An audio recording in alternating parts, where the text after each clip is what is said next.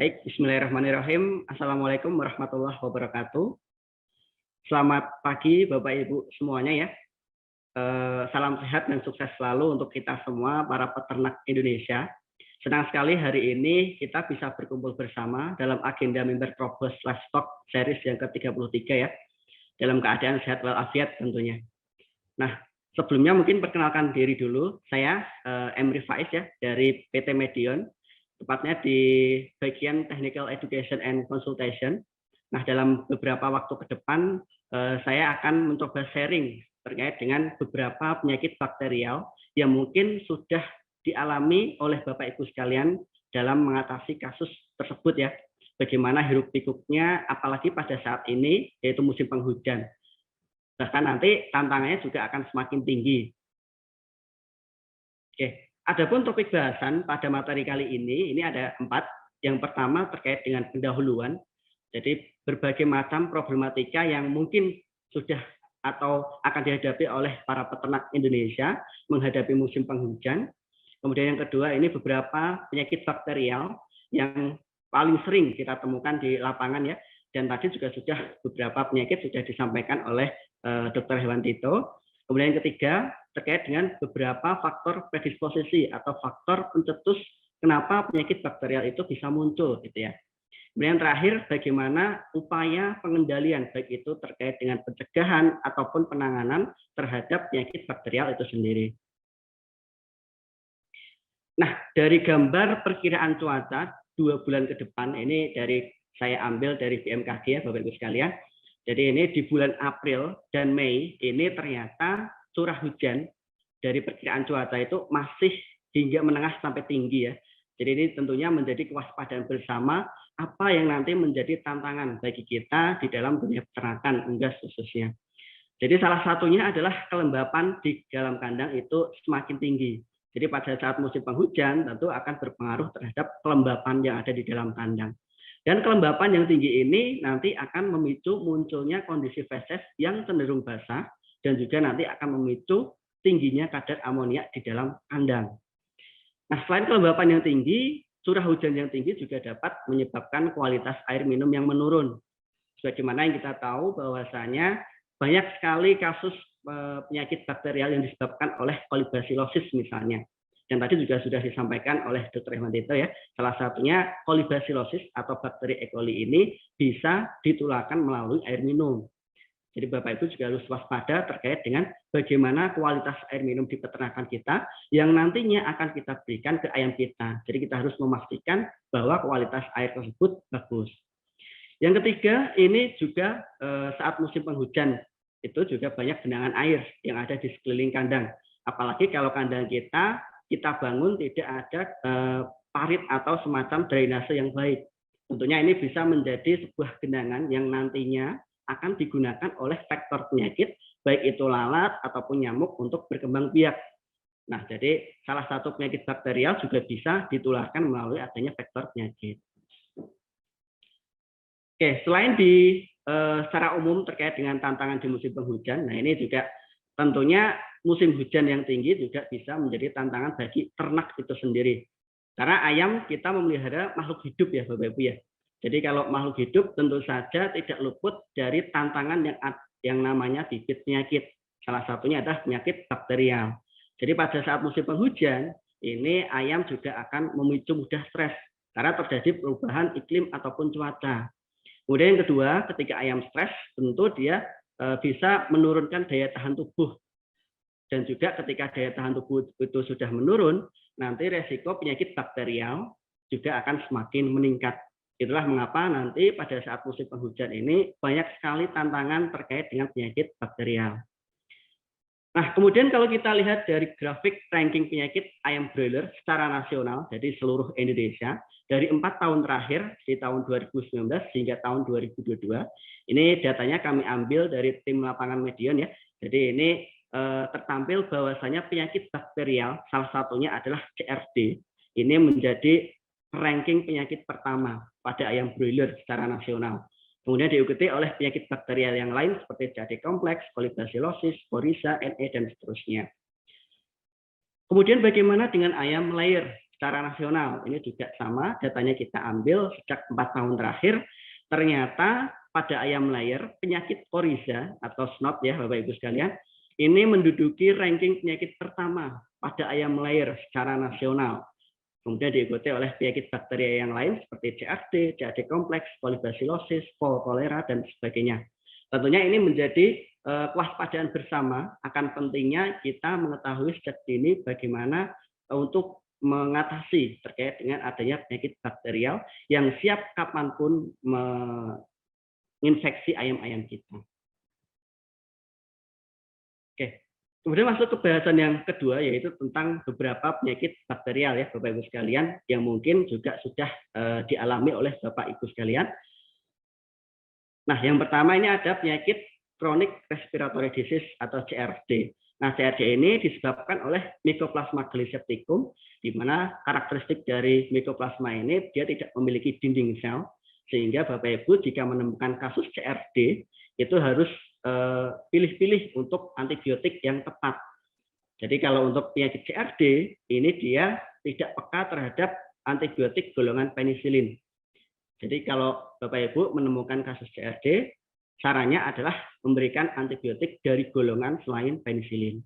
Karena kalau golongan penisilin dia cara kerjanya itu menghancurkan dinding sel, sedangkan Mycoplasma ini dia tidak memiliki dinding sel.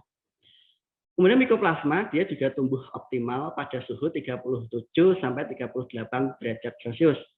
Selain itu, Mycoplasma ini juga sensitif terhadap sinar matahari ataupun berbagai golongan desinfektan, baik itu golongan Watts atau amonium quaterner ya seperti Medicept, kemudian golongan oxidizing agent seperti neoantisept ataupun golongan aldehid atau formalin seperti Formades. Jadi semua jenis desinfektan itu bisa kita gunakan untuk membasmi agen penyebab CRD. Adapun masa inkubasi atau masa perjalanan penyakit dari masuknya bibit penyakit hingga menimbulkan gejala klinis ini berlangsung 6 sampai 10 hari untuk penyakit CRD. Dan CRD ini juga ditularkan secara vertikal dan juga horizontal. Jadi vertikal baik dari induk ke anaknya ataupun secara horizontal dari ayam sakit ke ayam sehat secara langsung ataupun melalui perantara dari ayam sakit ke peralatan peternakan ataupun personal kandang gitu ya. Jadi itu menjadi kewaspadaan juga terkait dengan rute penularan penyakit CRD.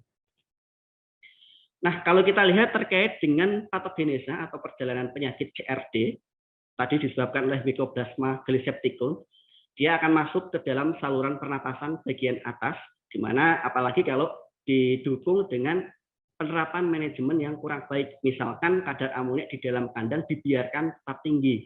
Nah, amoniak di dalam kandang ini ternyata memiliki resiko yang sangat tinggi terhadap kesehatan saluran pernapasan. Salah satunya adalah dia dapat merusak silia. Silia ini adalah sistem pertahanan fisik atau mekanik yang ada di saluran pernafasan, seperti yang ada di laring ataupun trakea gitu ya. Jadi kalau ada bakteri Mycoplasma di lingkungan, kemudian sistem pemeliharaan yang kurang baik seperti kadar amoniak yang tinggi, maka bakteri ini akan sangat mudah masuk menginfeksi ayam-ayam kita. Dan target utama bakteri Mycoplasma ini dia ada di kantung udara atau air sac. Jadi nanti akan ditemukan air sakulitis atau kantung udara yang keruh. Dan kantung udara ini merupakan salah satu organ yang merupakan titik lemah dari saluran pernafasan. Karena kantung udara ini selain bentuknya yang selaput tipis kayak plastik gitu ya, jadi kantung udara ini juga sangat minim sekali pembuluh darah dan juga sangat minim sekali sel-sel pertahanan atau sel-sel fagosit. Sehingga bakteri Mycoplasma akan sangat mudah menginfeksi ke ayam-ayam kita.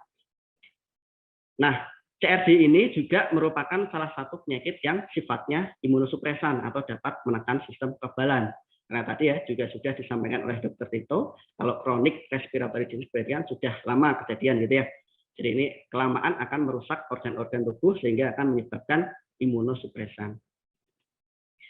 Nah, karena CRD ini bersifat imunosupresan atau membuat kekebalan tubuh itu menurun, maka bakteri lain atau penyakit-penyakit yang lain itu akan sangat mudah masuk ke dalam tubuh ayam. Contohnya adalah bakteri E. coli, sehingga nanti kita sebut sebagai CRD kompleks. Jadi CRD kompleks adalah penyakit yang disebabkan oleh CRD dan diikuti oleh bakteri Escherichia coli. Nah, kemudian karakteristik dari bakteri Escherichia coli ini tadi ya gram negatif, kemudian berbentuk batang pendek dan dia patogen oportunistik ya, Bapak Ibu sekalian. Jadi bakteri E. coli ini dia akan selalu ikut, akan selalu nimbrung gitu ya, ketika kondisi ayam-ayam kita itu sedang drop atau sedang lemah gitu ya, oleh adanya CRD apalagi.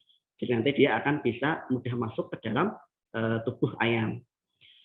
Bakteri E. coli juga sensitif terhadap semua jenis desinfektan ya, baik itu dari golongan WAS, kemudian golongan oxidizing agent ataupun formaldehyde. Kemudian untuk masa inkubasinya dari 3 sampai 5 hari. Kolibasilosis juga dapat ditularkan baik secara vertikal ataupun horizontal. Oke, nah ini adalah gambaran perubahan CRD dan juga CRD kompleks yang biasanya ditemukan di lapangan gitu ya, Bapak Ibu sekalian. Jadi CRD ini dia menyerang ke sistem pernafasan, di mana dia menyebabkan ayam kita ngorok ataupun kesulitan dalam bernafas gitu ya. Nah kemudian kalau kita lakukan bedah bangkai untuk melihat perubahan organnya, tentunya akan terjadi perubahan seperti laringitis atau peradangan pada laring dan juga peradangan pada trakea atau tracheitis. Selain itu yang khasnya dari CRD ini, yang disukai ya oleh bakteri CRD ini adalah air saknya. Jadi nanti air saknya akan tampak keruh atau kita sebut air sakulitis. Kemudian apalagi kalau diikuti oleh penyakit ikutan tadi ya, Escherichia coli atau kolibasilosis yang berkembang nanti menjadi CRD kompleks. Nah, nanti akan ada perubahan-perubahan di organ-organ yang lain, Bapak Ibu sekalian. Seperti halnya ini ya, dari hepatitis, jadi ada tampak massa perkejuan ya di atas lapisan hati. Kemudian ini ada perikarditis, juga ini lapisan di jantungnya tampak menebal oleh adanya selaput fibrin. Nah, ini kalau sudah kompleks dengan E. coli. Tentu saja kalau CRD-nya sudah diikuti oleh penyakit lain, kompleks gitu ya, nanti perubahan-perubahannya juga akan semakin hebat, semakin berat. Dan nanti juga penanganannya juga harus kita strategikan supaya lebih cepat dan tepat. Oke, kemudian penyakit selanjutnya ini adalah Coryza atau snot ya Bapak Ibu sekalian. Jadi snot atau Coryza ini disebabkan oleh bakteri Avibacterium paragalinarum. Dia termasuk gram negatif, kemudian tidak membentuk spora dan termasuk fakultatif anaerob. Jadi dia bisa hidup pada tempat yang baik ada oksigen ataupun tidak. Namun bakteri Coryza ini juga mudah dibasmi oleh semua jenis desinfektan. Kemudian masa inkubasinya dari 1 sampai 3 hari. Jadi sangat tepat untuk penularan penyakit Coryza ini. Coryza juga dapat ditularkan secara horizontal. Jadi dapat ditularkan baik secara ayam sehat ke ayam sakit ataupun melalui perantara. Gitu ya Bapak Ibu sekalian. Nah, untuk perjalanan penyakit dari Coryza, jadi bakteri Avibacterium paragalinarum ini predileksi atau tempat kesukaannya ada di sinus infraorbitalis. Sebagaimana yang kita tahu bahwa sinus infraorbitalis ini sangat minim sekali pembuluh darah. Sehingga hanya sedikit obat ini yang mampu ke sinus infraorbitalis. Sehingga kalau kita menemukan kasus Coryza, kemudian kita obati, nah ayam yang tadi kita kira sembuh nanti akan menjadi karier atau pembawa bakteri Coryza. Sehingga nanti akan menjadi sumber infeksi ke ayam-ayam yang lain. Apalagi kalau pemeliharaan kita multi umur atau multi age ya dalam suatu kandang, dalam suatu farm gitu ya. Sehingga nanti untuk penyakit Coryza ini akan selalu muter di kandang-kandang itu aja. Beratnya seperti lingkaran setan yang susah diputus gitu ya. Jadi di dalam suatu area farm pasti nanti akan ada kejadian Coryza. Karena nanti yang sudah kena Coryza ini dia menjadi karier. Gitu. Nah, adapun gejala klinis dan perubahan patologi anatomi dari penyakit Coryza. Nah, yang pertama untuk gejala klinisnya ini tampak keluar lendir yang berbau amis dari hidung ya. Jadi mungkin Bapak Ibu juga sering menemukan Coryza ketika kita menemukan ayam ada lendir yang berbau amis atau apek atau busuk, itu kita biasanya kemungkinan arahan ke Coryza. Kemudian di mukanya juga tampak bengkak, kemudian juga matanya bisa sampai tertutup. Ini ya, jadi matanya ini tampak adanya semacam perkejuan gitu ya atau kuning-kuning gitu ya sehingga tidak bisa terbuka. Nah, kalau sudah seperti ini berarti bakteri yang lain seperti E. coli itu sudah masuk. Karena yang kita tahu tadi ya bahwa E. coli ini adalah patogen oportunistik. Jadi dia akan selalu nimbrung kalau kondisi ayam kita sedang drop, apalagi ada penyakit lain yang mencetus gitu ya. Kemudian kalau kita lihat dari perubahan patologi anatomi, setelah kita lakukan bedah bangkai. Jadi ini tampak adanya peradangan pada sinus infraorbitalis atau sinusitis ya di ayam, ini adalah kasus di ayam layer. Kemudian ini di ayam broiler juga bisa terserang kasus coryza. Jadi ini tampak adanya perkejuan di sinus infraorbitalis. Jadi ini sampai perkejuan ya. Dan nanti kalau perkejuannya semakin banyak, nanti lama-lama matanya ini akan tertutup. Jadi tidak bisa melihat lagi gitu ya.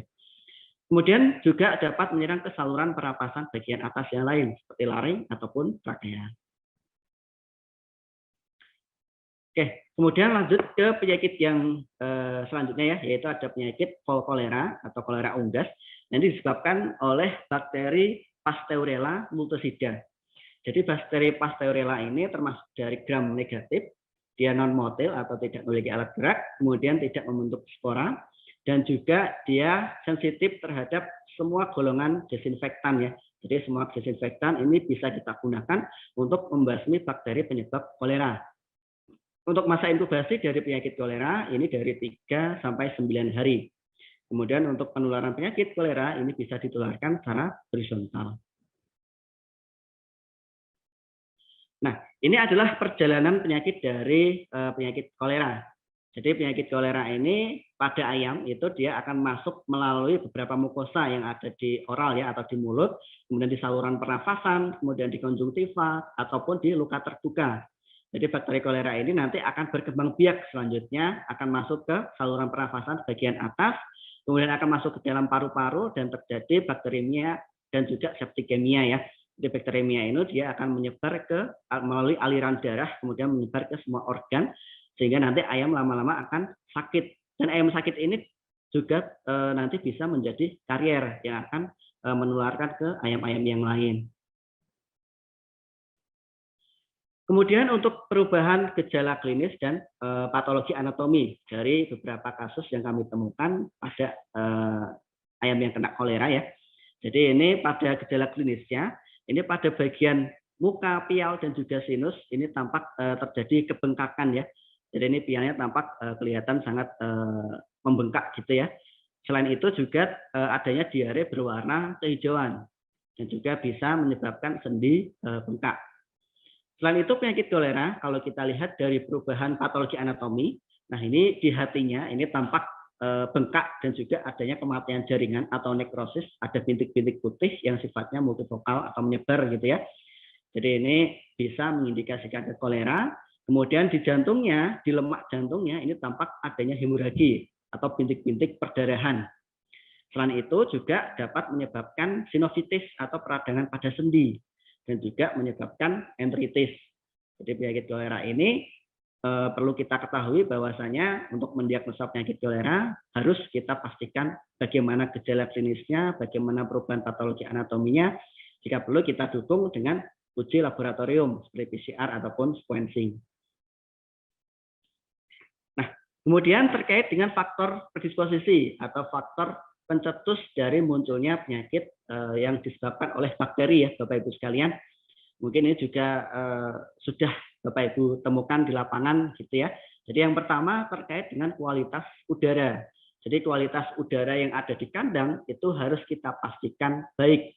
Terutama ayam sangat membutuhkan udara yang kaya akan oksigen di dalam kandang. Karena nanti digunakan oleh ayam untuk proses tumbuh kembang dan produktivitas dari ayam itu sendiri. Dan ini contohnya kalau misalkan kualitas udara yang kurang baik, seperti kepadatan kandang yang tinggi, ini kan tentunya ayam-ayam akan rebutan oksigen gitu ya. Sehingga nanti banyak ayam yang mungkin panting atau megap-megap. Selanjutnya juga terkait dengan kualitas liter atau kualitas sekam. Ini kalau ada ayam broiler ya. Jadi ini kalau kualitas liternya jelek, ini juga bisa beresiko memunculkan amonia yang tinggi. Seperti yang saya sampaikan sebelumnya, bahwa amonia ini adalah zat iritatif atau iritan gitu ya, yang nantinya bisa merusak ke sistem pernapasan. Jadi kalau sudah amonia tinggi, kemudian saluran pernapasannya iritasi, maka nanti penyakit bakterial itu akan sangat mudah masuk. Jadi untuk mengatasi amonia yang tinggi, kita bisa bantu dengan memberikan amotrol. Nah, amotrol ini adalah produk herbal dari Medion ya, yang untuk mengontrol kadar amonia yang ada di dalam kandang. Nah, selain kualitas udara yang harus kita perhatikan adalah kualitas air minum. Jadi kualitas air minum kita juga harus pastikan selalu baik. Jadi di ayam ini kita memiliki standar kualitas baik secara fisik, kimia maupun biologinya harus seperti apa supaya nanti memasuki standar untuk dikonsumsi oleh unggas atau ayam-ayam kita. Jadi untuk memastikan kualitas air minum ayam kita baik, kita bisa bantu dengan melakukan uji kualitas air. Jadi ini untuk mengetahui bagaimana kualitas secara fisiknya, bagaimana kualitas secara kimiawinya maupun secara mikrobiologinya. Jadi terkait dengan kandungan bakteri Escherichia coli-nya misalnya. Jadi di sini apakah air minum yang akan kita berikan ke ayam ini tercemar E. coli atau tidak, ini kita bisa bantu dengan uji kualitas air, yaitu di Medilab ya, atau di Medion Laboratorium. Yang ini sudah tersebar di beberapa wilayah Indonesia. Jadi kita bisa bantu untuk mengetahui bagaimana kualitas air minum yang ada di peternakan Bapak Ibu sekalian.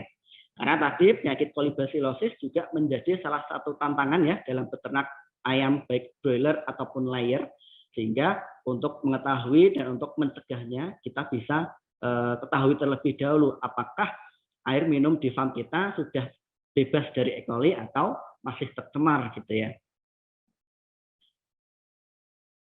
Oke, mungkin langsung lanjut saja ke bagian yang keempat ya, terkait dengan bagaimana langkah-langkah pengendalian ya, baik terkait dengan pencegahan ataupun terkait dengan penanganan penyakit bakterial. Nah, yang pertama ini untuk pencegahan dari penyakit atau kasus bakterial. Jadi kita bisa mengkombinasikan antara biosecurity. Nah, biosecurity ini adalah yang utama ya. Jadi kita harus menerapkan biosecurity yang baik di peternakan kita. Karena biosecurity ini adalah benteng pertahanan pertama dalam mencegah penyakit masuk ke peternakan kita. Kemudian bisa kita bantu kombinasikan dengan vaksinasi. Jadi vaksinasi ini tentunya tujuannya untuk membuat ayam-ayam kita kebal terhadap suatu penyakit tertentu. Kemudian kita dukung dengan pemberian suportif, misalnya multivitamin ataupun imunostimulan untuk membantu meningkatkan daya tahan tubuh supaya performa ayam tetap optimal. Jadi kombinasi tiga hal ini tentunya bisa sinergis untuk mencegah penyakit bakterial yang ada di peternakan Bapak Ibu sekalian. Nah, tidak lupa kita juga harus menerapkan manajemen yang baik di peternakan kita. Karena dalam suatu pemeliharaan ayam, baik itu layer atau broiler, manajemen ini memegang peranan terbesar dalam mencapai kesuksesan dalam beternak ayam. Jadi seperti halnya melakukan penerapan manajemen brooding dan juga pemeliharaan yang baik ya Bapak Ibu sekalian. Karena manajemen brooding ini merupakan fase awal pemeliharaan, fase awal atau fase kritis dari pemeliharaan ayam ya. Jadi kita harus perhatikan bagaimana manajemen brooding kita harus bagus gitu ya, terkait dengan suhunya harus tercapai dan sebagainya. Karena pada masa brooding ini ayam mengalami perkembangan organ-organ yang penting, termasuk organ-organ kekebalan, organ pencernaan dan sebagainya. Jadi kita harus pastikan manajemen brooding kita baik. Selain itu juga manajemen liter atau kualitas liter yang baik itu juga harus kita pastikan. Jangan sampai liter yang ada di kandang kita itu sudah basah atau lembab, itu kita biarkan gitu ya. Jadi tidak ada perlakuan sama sekali, karena nanti kalau liter yang lembab ataupun basah, ini nanti akan memicu tingginya amonia yang ada di dalam kandang. Seperti yang saya sampaikan sebelumnya, amonia ini nanti bisa memicu munculnya penyakit-penyakit, salah satunya penyakit pernapasan yang disebabkan oleh bakteri misalnya. Oke, kemudian biosecurity. Nah, biosecurity ini juga sangat penting ya kita terapkan. Jadi nggak cuma manajemen saja, jadi kita juga harus kombinasi dengan biosecurity juga harus baik. Seperti hanya kita melakukan semprot kandang secara rutin, ini bisa menggunakan yang antisep. Kemudian kita desinfeksi secara personal, desinfeksi secara peralatan. Kemudian ini juga sama desinfeksi ke kendaraan yang keluar masuk ke peternakan kita. Ini bisa menggunakan sporades dan juga tabur-tabur di bawah kandang, di lantai kandang, dan juga masa istirahat kandang minimal 14 hari. Tentunya hal ini untuk memutus siklus hidup bibit penyakit supaya tidak terulang kembali di periode berikutnya. Jadi serangkaian biosecurity mulai dari isolasi, pengendalian lalu lintas, dan juga sanitasi dan desinfeksi itu wajib kita terapkan di peternakan kita. Karena untuk mencegah suatu peternakan itu terinfeksi penyakit gitu ya. Karena kita tahu sendiri bahwa mencegah itu lebih baik daripada mengobati. Karena mencegah ini nantinya akan memberikan hal yang baik ya, supaya nanti peternakan kita terhindar dari suatu penyakit. Oleh karena itu, biosecurity di peternakan kita harus kita terapkan secara komitmen dan konsisten pelaksanaannya ya, utamanya. Nah, kemudian sanitasi air minum. Nah, ini karena tadi bakteri Escherichia coli itu merupakan penyebab penyakit kolibasilosis yang bisa ditularkan di air minum, maka sanitasi air minum ini juga sangat penting. Wajib kita terapkan sebagai bagian dari biosecurity, kita bisa melakukan sanitasi air minum menggunakan desinsept. Jadi desinsept ini untuk mengatasi masalah bakterial ataupun mikroorganisme yang mencemari air minum ayam kita. Karena nanti air minum ini akan diminum oleh ayam ya, jadi harus kita pastikan terbebas dari cemaran bakteri, gitu ya. Nah, desinsept ini adalah produk desinfeksi air minum Medion. Jadi ini komposisinya terdiri dari chloramine. Untuk dosisnya 30 ml per 1000 liter air. Nah, keunggulan desinsept dibandingkan dengan klorin, jadi desinsept ini dia lebih stabil jika dibandingkan klorin, kemudian dia tidak berwarna dan juga aman digunakan. Jadi kalau klorin itu dia relatif tidak stabil ya dan cepat menguap di udara. Sedangkan chloramine yang ada di dalam desinsept ini dia lebih stabil serta tahan lama saat dilarutkan, serta tidak menimbulkan perubahan rasa, bau, dan warna pada air minum ayam. Nah, selain kita memberikan desinfeksi air minum, kita juga wajib menerapkan flushing. Seperti yang disampaikan oleh Dr. Tito juga tadi ya, bahwasanya untuk membasmi bakteri penyebab coli yang ada di jalur pipa air minum itu nggak cukup kalau cuma desinfektan saja. Jadi itu harus dikombinasikan dengan flushing secara rutin pada jalur pipa air minum. Ini tujuannya untuk menghilangkan biofilm pada jalur pipa air. Jadi biofilm ini adalah tempat persinggahan, tempat persembunyian dari bakteri yang ada di saluran air minum gitu ya. Sehingga untuk flushing ini sangat efektif bila kita lakukan secara rutin, apalagi kalau ada pemberian obat ataupun vitamin, ini wajib kita lakukan setelah pemberian selesai ya. Jadi ini untuk mencegah supaya pipa-pipa biofilm pipa-pipa kita itu tidak muncul biofilmnya. Jadi untuk flushing ini kita bisa lakukan 1 kali sehari ataupun 3 sampai 4 kali per 1 minggu. Dan durasi flushingnya ini bisa 1 menit per 30 meter pipa air minum. Dan caranya kita bisa menggunakan beberapa metode. Yang pertama ini bisa menggunakan air bertekanan tinggi. Kemudian yang kedua kita bisa menggunakan zat kimia pembersih ya, seperti H2O2, asam sitrat ataupun asam cuka. Kemudian kita juga bisa melakukan flushing dengan bantuan alat yaitu Hersonic, ini melalui gelombang ultrasonik. Oke, selain manajemen biosecurity, ternyata untuk mencegah suatu penyakit itu kita juga bisa melakukan vaksinasi. Misalnya ini melakukan vaksinasi Coryza. Karena kalau Coryza sendiri tadi menjadi salah satu tantangan pertama ya, penyakit ranking pertama di ayam layer, sehingga kita bisa membantu mencegahnya dengan penerapan vaksinasi Coryza. Jadi vaksinasi dengan menggunakan Medivac Coryza-Q dan juga Medivac Coryza-Q suspension, di mana vaksin ini sudah mengandung 4 strain bakteri dari Acinetobacterium paragalinarum yang tentunya bisa memberikan perlindungan yang lebih luas. Jadi untuk komposisinya bisa terdiri dari A1 dan C4 dari isotopang juga sesuai terhadap bakteri tantan yang ganas yang dominan bersirkulasi. Jadi untuk vaksin Coryza ini tersedia dalam 2 sediaan, jadi ada emulsi dan juga ada yang sedianya suspensi. Dok, 4 menit lagi ya. Oh ya, nah ini untuk data hasil tantan proteksi ya terhadap Coryza terkini. Jadi Medivac Coryza-Q ataupun Medivac Coryza-Q suspension ini terhadap tantang Apibacterium A1, C2, ataupun C4 ini dia bisa memberikan perlindungan yang optimal ya terhadap bakteri yang bersirkulasi serta aman digunakan. Nah, kemudian kalau kita lihat terkait dengan serogrup Coryza, ini di Indonesia ini ada 3 serogrup ya, dari A, B, dan C, di mana masing-masing serogrup ini serogrup ya, tidak ada cross proteksi ya. Jadi harus kita pakai vaksin yang homolog sesuai dengan serovar yang tersirkulasi di Indonesia. Nah, ini peta sebaran dari Coryza yang datanya kita dapat dari R&D Medion ya, dari tahun 2009 sampai 2022, bahwa serovar Coryza ini sudah tersebar di Indonesia ya, baik itu serovar A1, B1, C1 ataupun C4.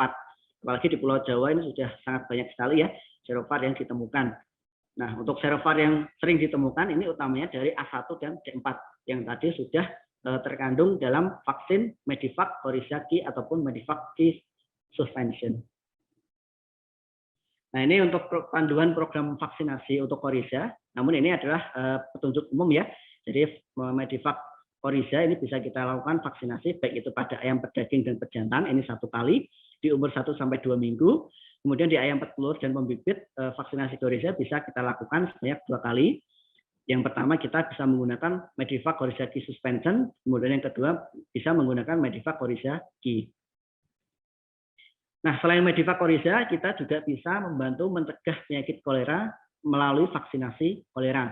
Jadi ini ada Medivac Fall Cholera yang terdiri dari bakteri Pasteurella multiplicida serotipe 1, 3, dan 4 yang saat ini dominan bersirkulasi di Indonesia. Jadi ini indikasinya untuk mencegah kolera ya pada unggas baik itik, ayam petelur ataupun jenis ayam yang lain. Untuk dosisnya sendiri untuk ayam muda 0,2 ml per secara subkutan dan ayam dewasa 0,5 ml secara intramuskuler. Nah, ini untuk panduan program vaksinasi menggunakan Medivac Fall Cholera. Jadi untuk ayam petelur atau pembibit bisa kita lakukan sebanyak 2 kali dengan cara IM dada ya, intramuskuler dada.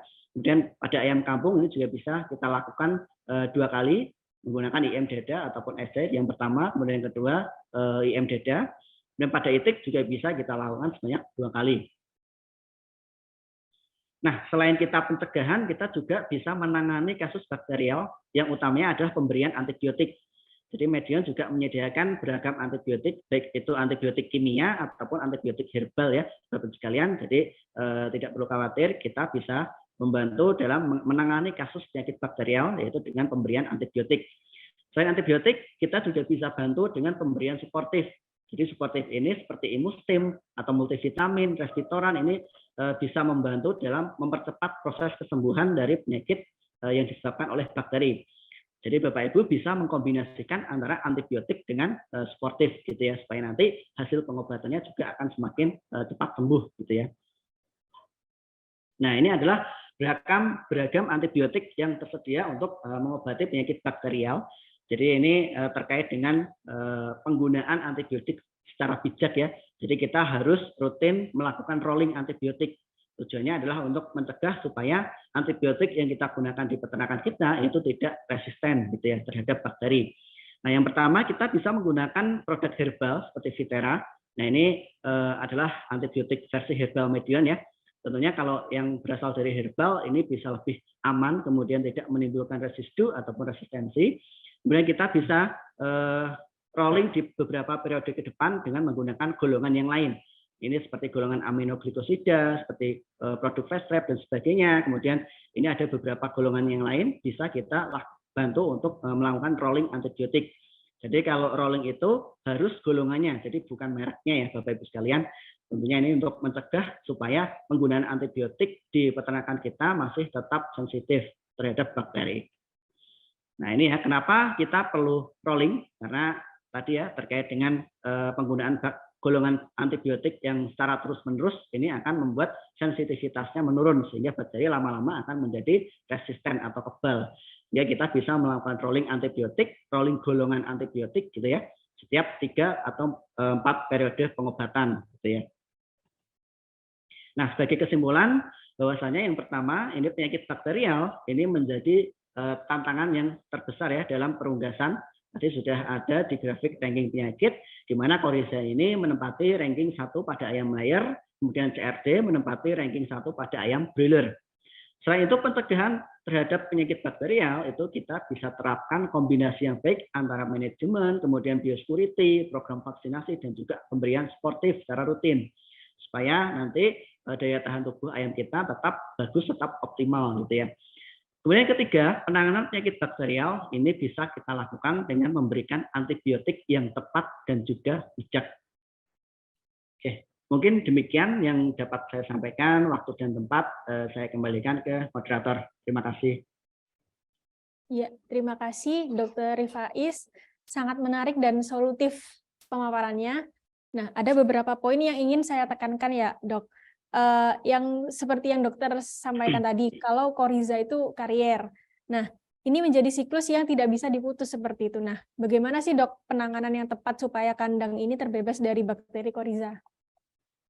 Oke, jadi bakteri penyebab koriza ini memang salah satu momok di dunia peternakan unggas ya. Apalagi tadi di ayam layer, dia menempati ranking penyakit yang pertama.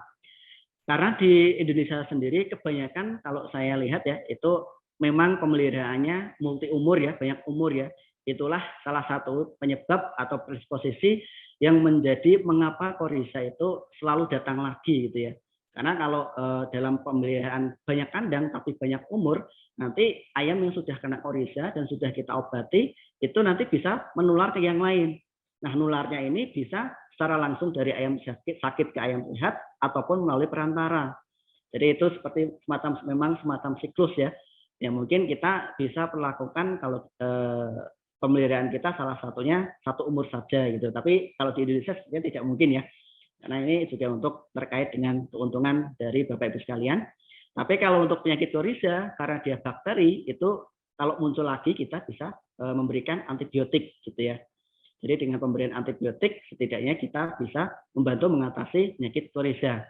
Selain penanganan untuk koriza, kita juga bisa membantu mencegahnya dengan vaksinasi.